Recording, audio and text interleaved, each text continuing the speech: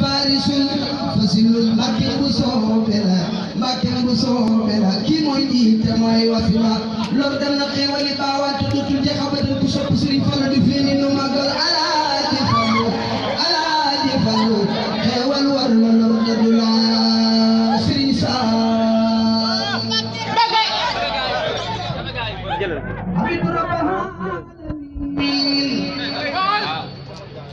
cantuku àndul ak leneen musaliman alal yamin te teg ca Xaadimu Rasuul Sëriñ Saam